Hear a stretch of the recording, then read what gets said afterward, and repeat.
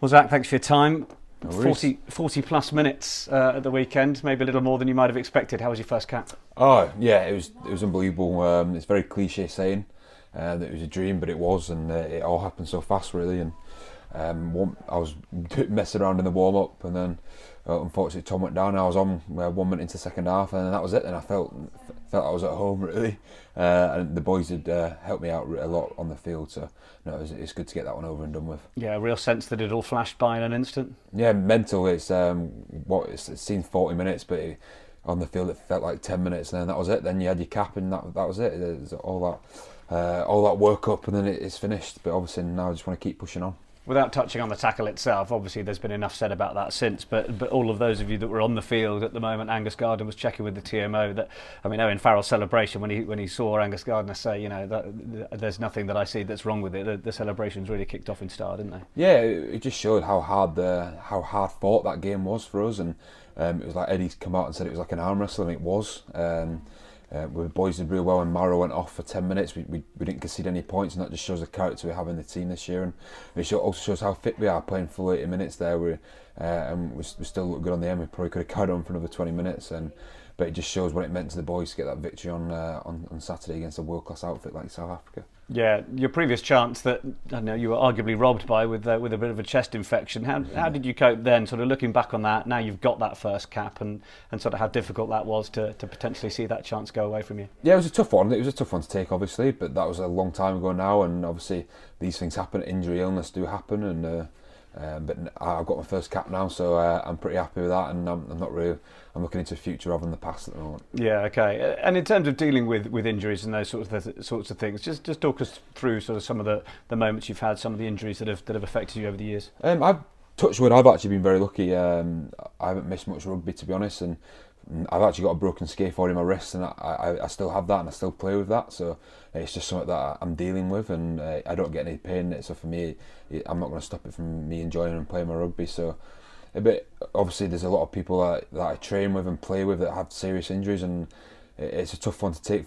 It hits you, even though it doesn't affect you. But for example, Benno Obano, and who I'm really close with, and the way he's dealt with his injuries been superb, and he's just got on with it, made sure his rehab is spot on so he can get back as soon as possible. And sometimes you'll be down for a little bit, but you always come out on the bright side after. Yeah, how do you cope with the little down periods? Obviously no one wants to be injured, and often rehab can be a bit of a lonely place. For me, I think it's surrounding yourself with people that can make you laugh and make you happy, and also make sure you're still involved with the club. And even if you have to take a scrum session, for example, if I was Benno, or just keep within the rugby environment and try and help the team out, and rather than feel like you're an outsider, get yourself in there and try and offer as much as possible. And Benno has done that. Yeah, and in terms of, obviously you mentioned the wrist thing, I mean, how much rehab is that taking? What sort of things are you having to do with that? I've actually had this now since under 16s. I first broke it since Scotland under 16s, and I had it. I was in a cast for about 6 months, came back, it was fine, and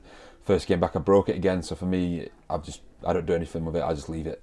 Just take my wrist up, don't get any problems with it. There's obviously, it hinders what I can do in the gym, for example, but on the rugby field it doesn't affect me. So the decision was made just to carry on, and I don't do any rehab on it because it's one of them things. So, yeah. So for me, it's just how I am, and I'll probably retire with a broken scaphoid. There we go. And there's still the strength and conditioning side of it as well. Do you have physios that are talking to you about specific things that you need to do to make sure that you're preventing certain injuries, perhaps relative to your position? There's a lot of, obviously we focus a lot on flexibility in this in the England camp, and the physios are awesome with that. We have a set time that we have to go there, and we have to do it as a squad together, because the training and the intensity of the training, the games, it's important that if you're flexible, then there's a less chance of injuries going to happen to you. But sometimes they're just supernatural injuries that are freak, and you can't do anything about them. Yeah, we're wanting you to get battle ready for the weekend, of course, the chance to take on the world champions. How excited are you at that prospect? For me, obviously, I've just got to try and compete again for another cap, and that's what I want. And I don't want to be one of the people that just get one and then that's it. I want to keep pushing on, and so does everyone.